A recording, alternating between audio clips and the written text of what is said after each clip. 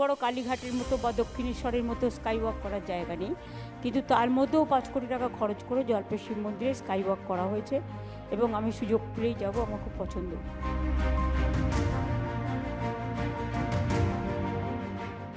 শিলিগুড়িতে Techno India Group World School, congratulation Satyam and his team. ও অনেকগুলো ইউনিভার্সিটি, অনেকগুলো হসপিটাল, অনেকগুলো স্কুল কলেজ করেছে এবং আজকে অ্যাড হচ্ছে একটা গ্লোবাল স্কুল মেয়েদের জন্য।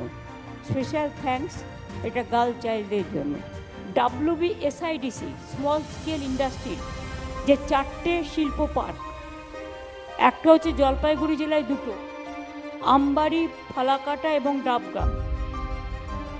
তারপরে হবে আলিপুরদুয়ার জেলায় 2টি, এথেলবাড়ি ও জয়গাঁও। মিলিত জমির আয়তন প্রায় 123.28 একর। প্রকল্পের খরচ হয়েছে প্রায় 80 কোটি টাকার মতো।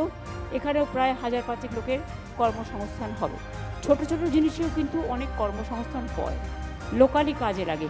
তাহলে এবার আমরা করি WBSIDCL এর স্মল স্কেল পার্ক, 4টে শিল্প।